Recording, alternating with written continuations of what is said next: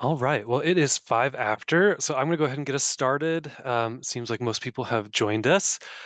This is Defining Green Burial, clarifying definitions in an evolving landscape by the Green Burial Council. Uh, I am your host today. I'm Sam Perry. I am an educator and licensed funeral director. I do want to just start off by saying that, let's see here. Um, all of this is done by volunteers. These educational sessions are put together by volunteers. The Green Burial Council is a completely volunteer-run group, not for profit.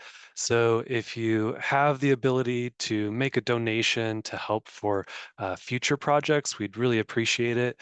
All you have to do is scan this QR code and it'll take you to our PayPal where you can donate whatever amount you're able to help us with future projects. We appreciate all donations, and those go to further our mission and make green burial more accessible across the nation. So as I said, my name is Sam Perry. I am an Indiana and Illinois licensed funeral director. I'm also an assistant lecturer in mortuary science here in Southern Illinois at Southern Illinois University, Carbondale.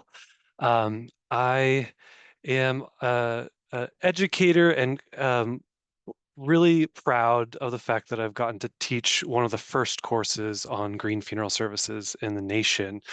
So that is to mostly funeral providers, funeral service providers, but I also spend a lot of time talking to the public about green funeral services as well. So I'm excited to be here today and teach you guys about green burial and help clarify terms in this field. So again, defining green burial, let's get into it.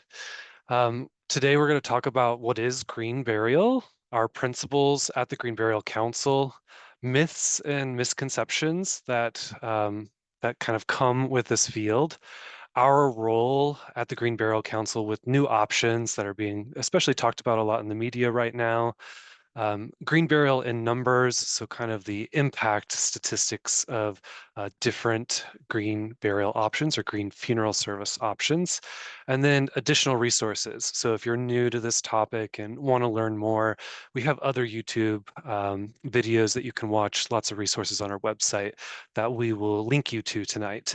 And then just kind of review all of those and leave some time for questions as well. So first off, what is green burial?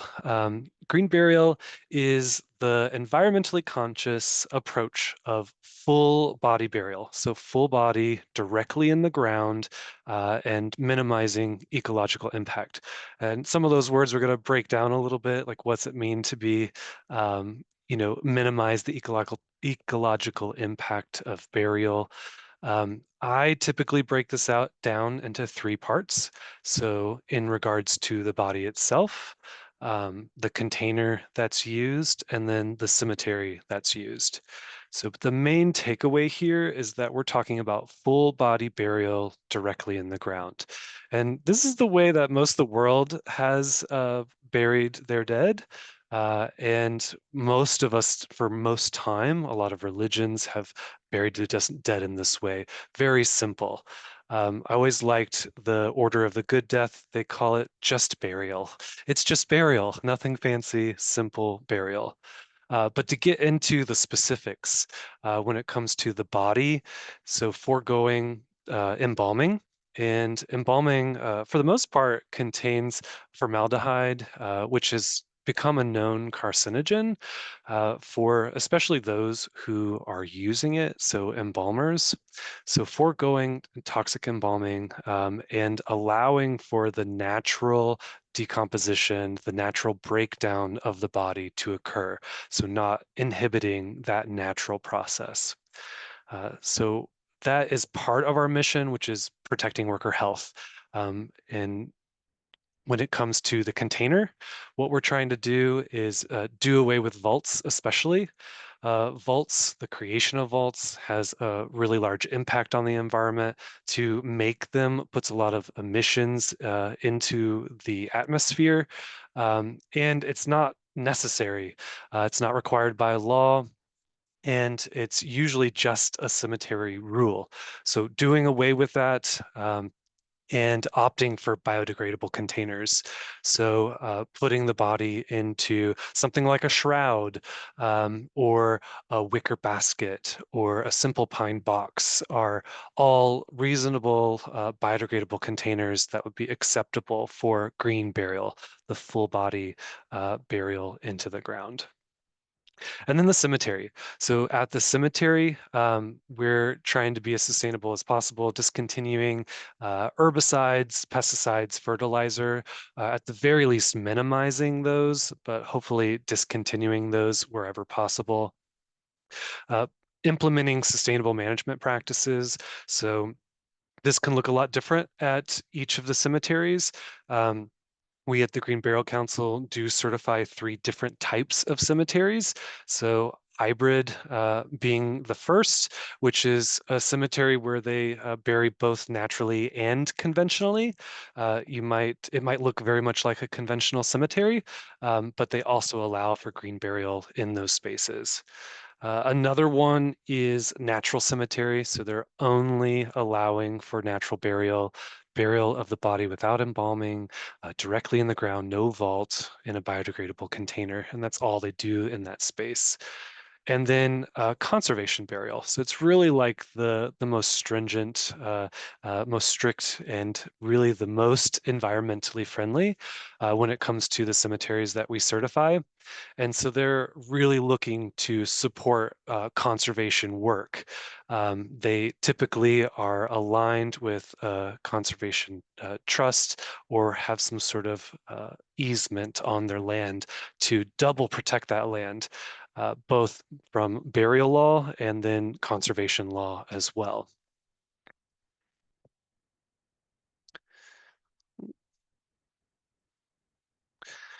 So for us at the Green Burial Council, we do have some main principles, and these are our five core principles for green burial: caring for the dead with minimal environmental impact that aids in conservation. So, like I was talking about specifically at the cemeteries, being able to reduce our impact in those spaces, in that land, in the working of that land, and how we interact with that land. Reducing carbon emissions wherever possible. A great example of that is with not using a vault, right? We just talked about that.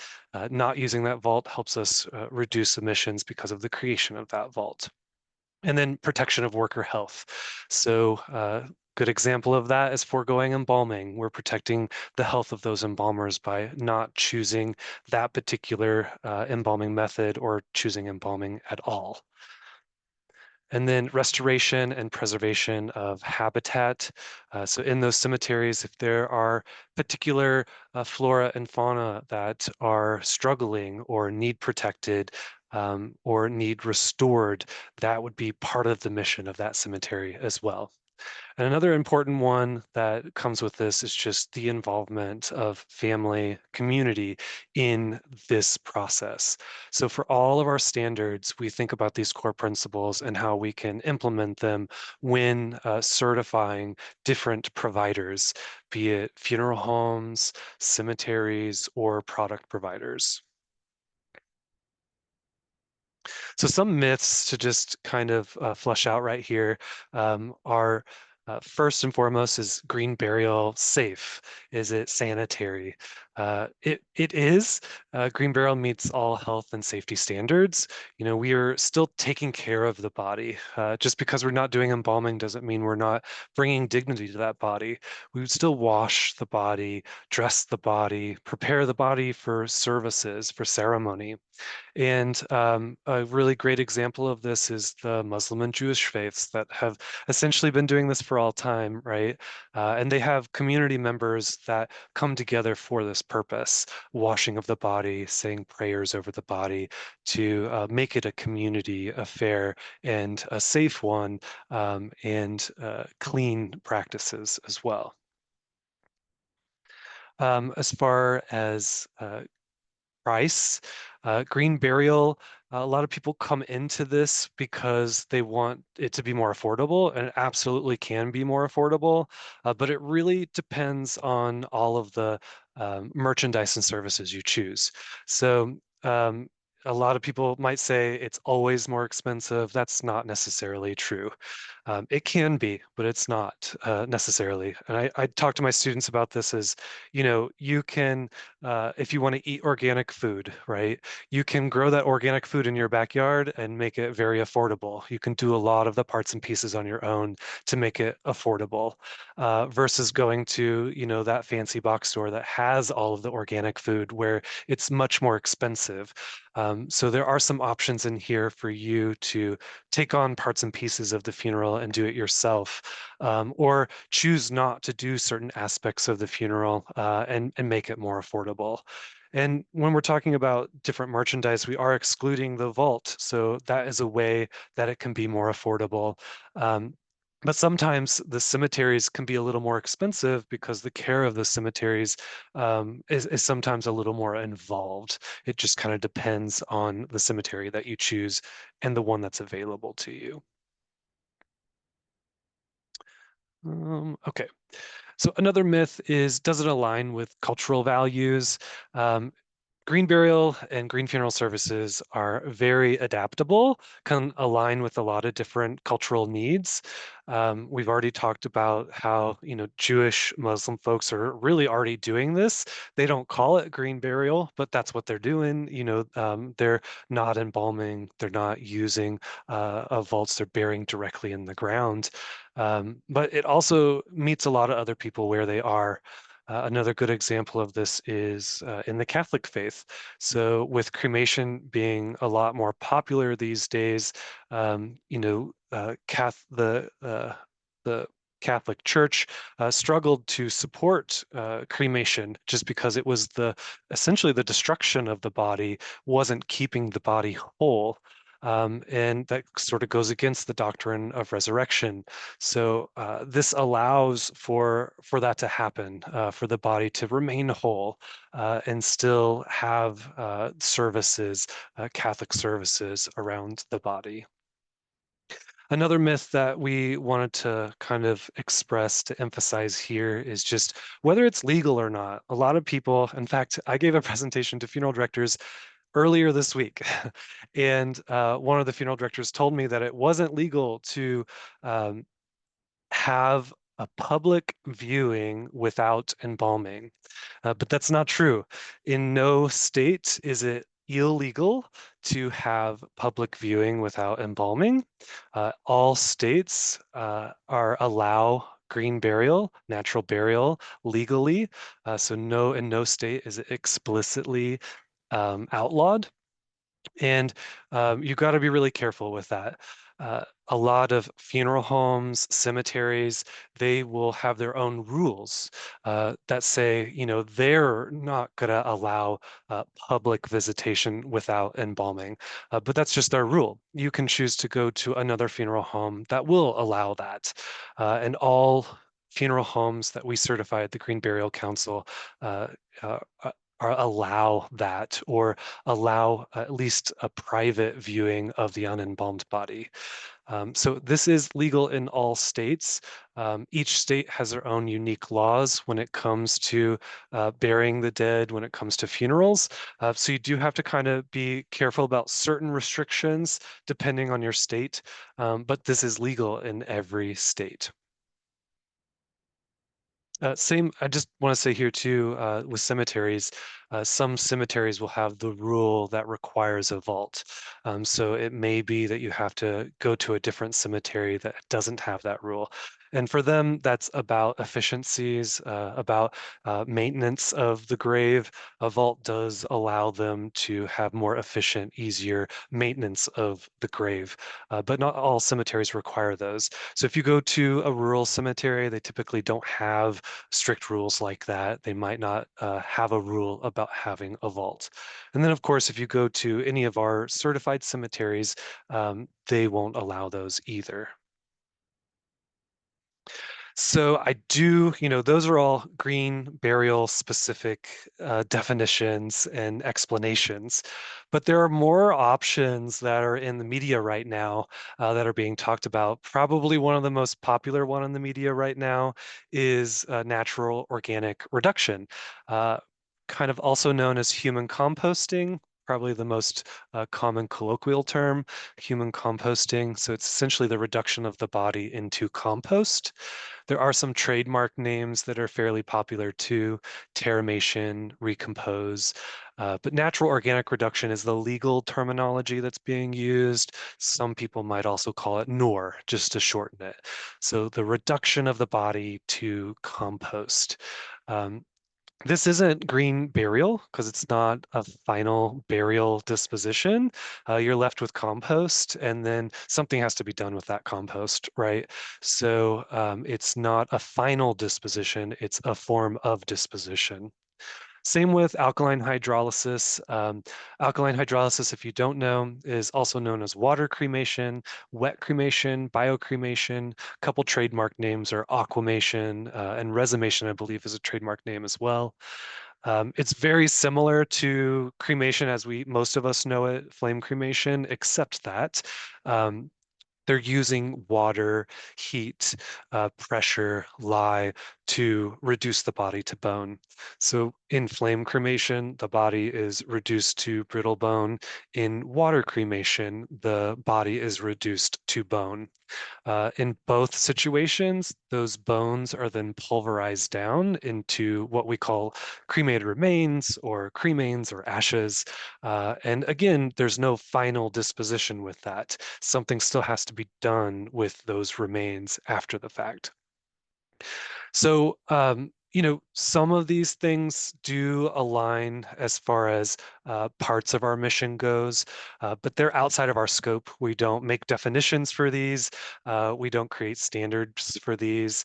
We're really careful not to necessarily get involved in the creation of standards, but say that we are sometimes in a mission alignment. So I would call these folks, mission partners, but they're outside of our field, our purview.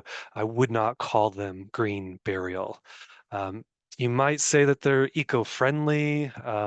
They're kind of new alternative disposition methods. We recently did a survey with stakeholders at the Green Burial Council, and there wasn't a lot of consensus about what to call all of these things, like what's the umbrella term for all of these things. My personal favorite is Green Funeral Services because it sort of says, all of these different services that fall in this umbrella. But I just want to be really clear that these aren't burial. They're not natural burial. They're not green burial. Okay, green burial by numbers. So let's just put some statistics to this. Um, we have some stakeholders that put together this comparison chart for us. I'm really thankful to Lee Webster and Dr. Billy Campbell for continuing their work on this. It's listed kind of in order of what's the most green, for lack of better words, like what's the most environmentally friendly. You can see based on anything that's in this light green color right here is an environmental benefit of that particular choice, that particular disposition method.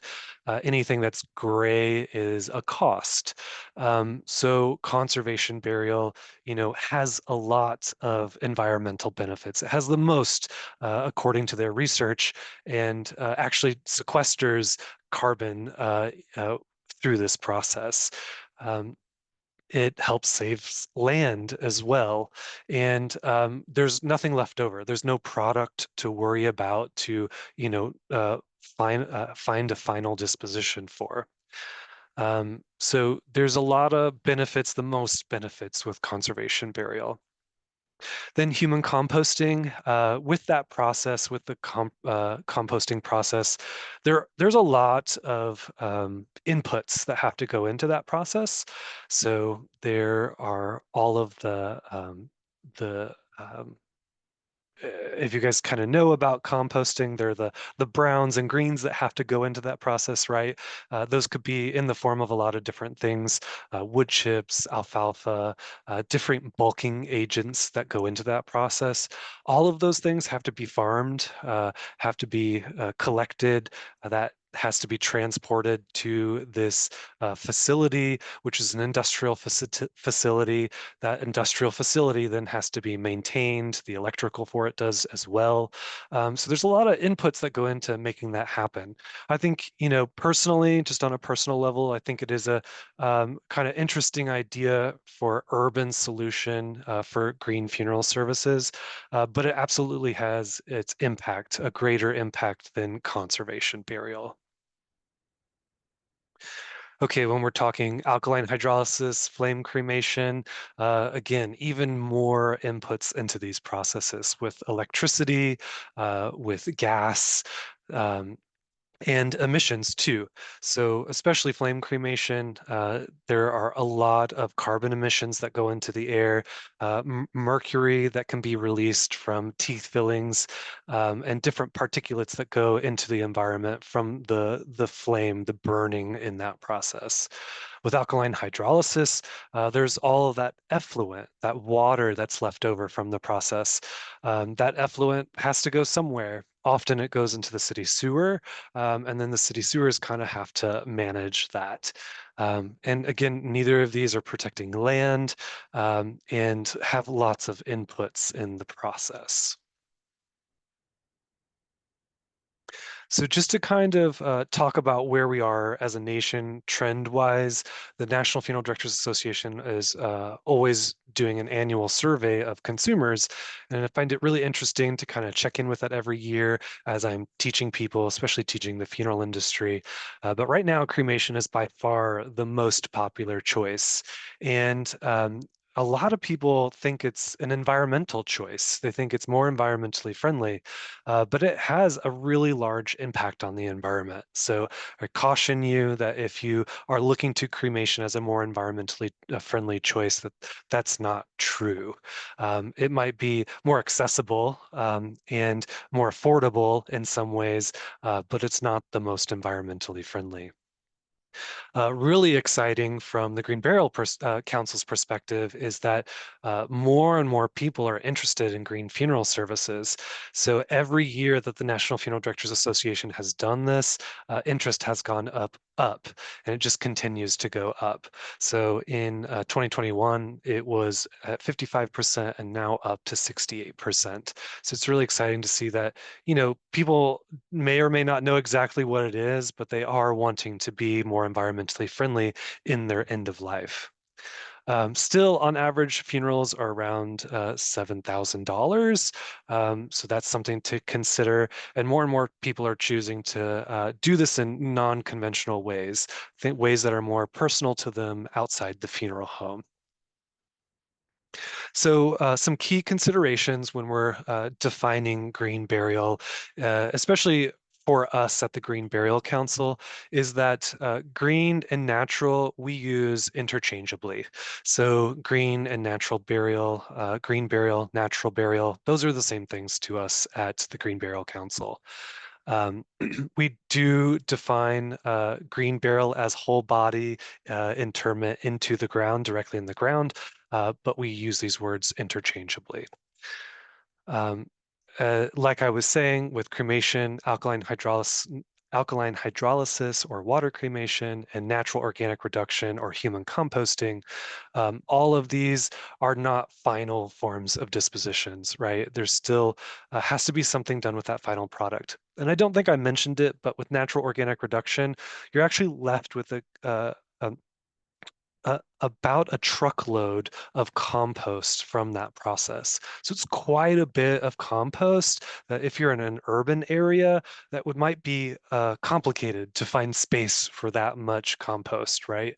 So a lot of them do have partnerships with conservation groups to help use that soil in other places, but that can be kind of problematic. And I've seen that in my state, that getting it legalized here, that has been one of the major hiccups.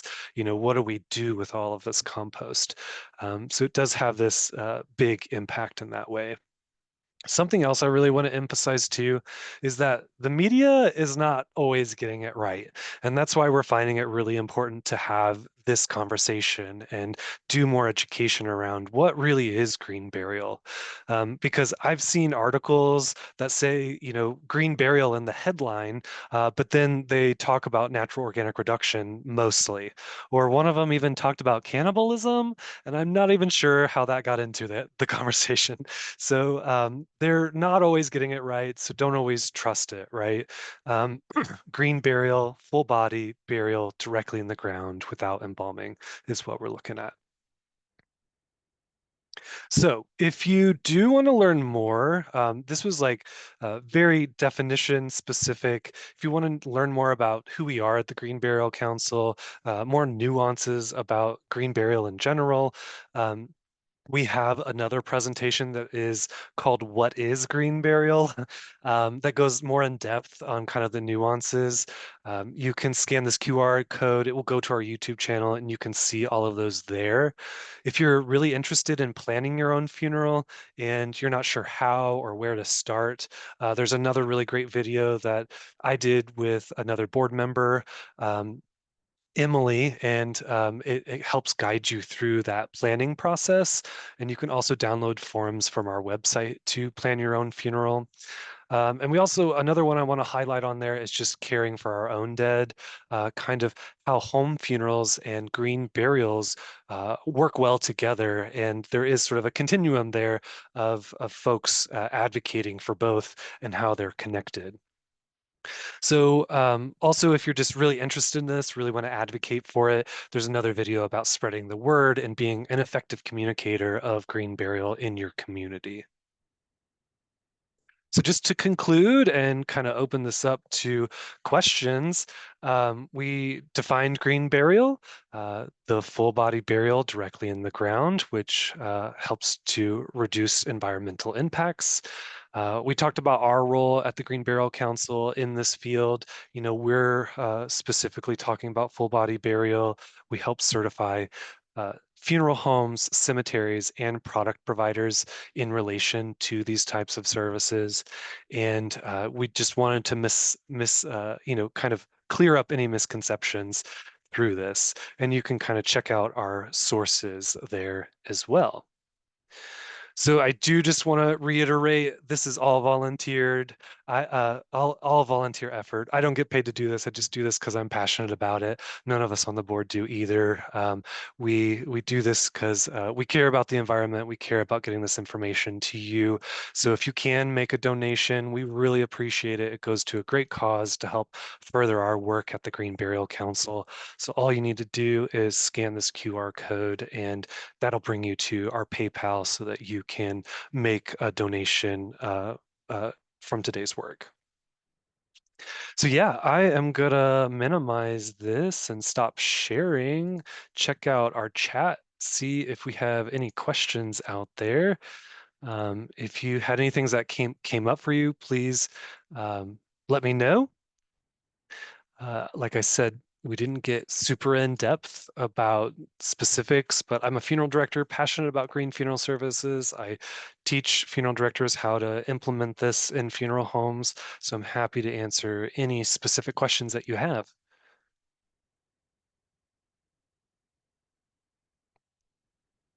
And I appreciate in the chat, we have internment instead of interment. And yeah, I appreciate that correction in there. It was a direct message to me, but I'm just going to call myself out on that. As a funeral director, I should have caught that. So yeah, interment is what we're saying, not internment. We're not putting people in jail, we're burying people. So thank you for letting me know about that. I'll stick around for questions. Please let me know. Um, Getting a lot of thanks. Seems like a couple questions are coming through. So just give me a moment. I'm going to read through these.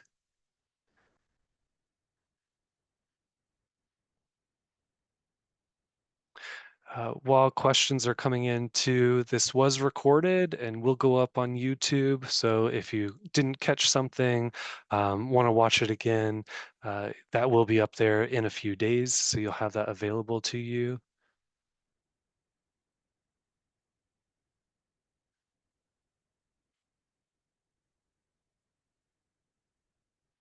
I believe there is one question coming through, so I just want to hang on. What goes into opening a green cemetery and what are the steps?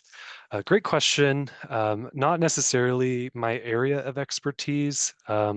We have found, though, that hybrid cemeteries are easier to open, right? Because they're part of a conventional cemetery.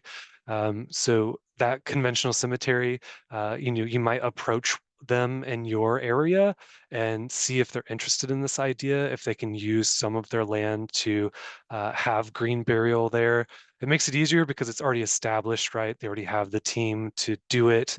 They just have to change some of their policies to implement that there. That is the easiest approach to green burial.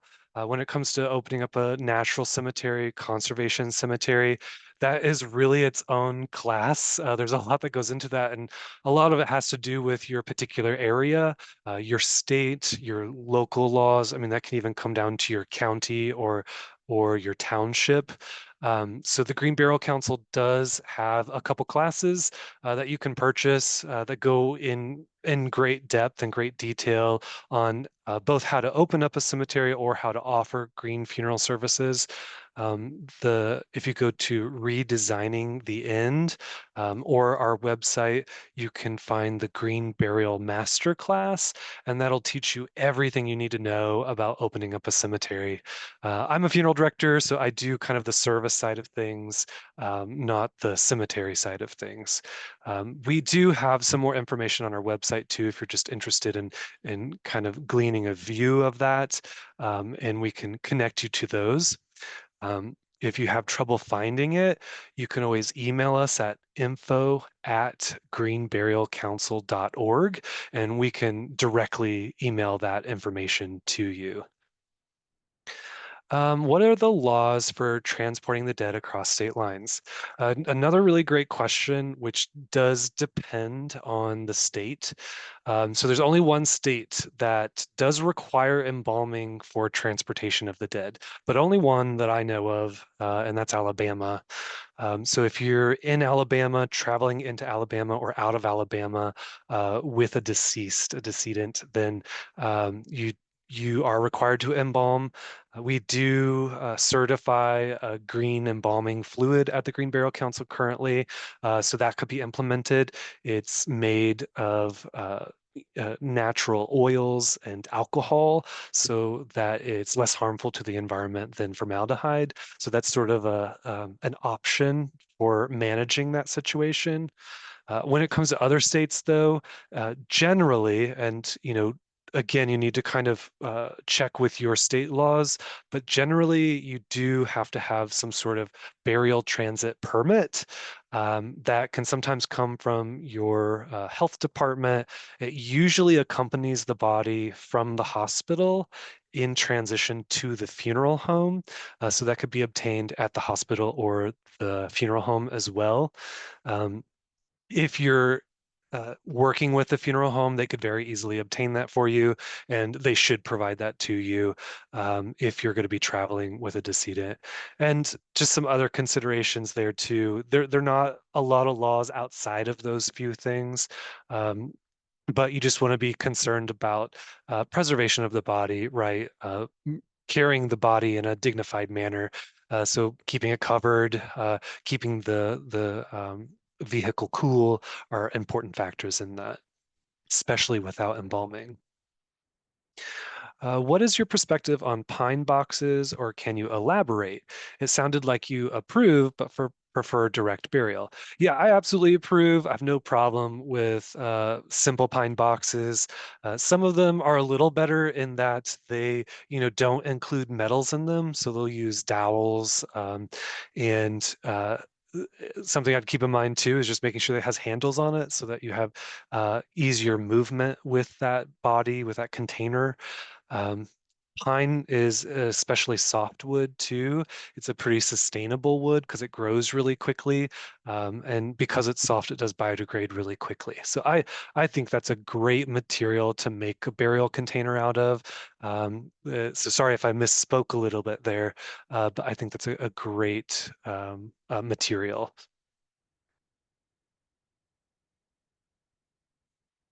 Oh, so for transportation in Kentucky, yeah, I don't know their state laws exactly, but again, because I'm licensed Illinois and Indiana, but I do imagine they'd have a burial transit permit that's required for transportation of the deceased.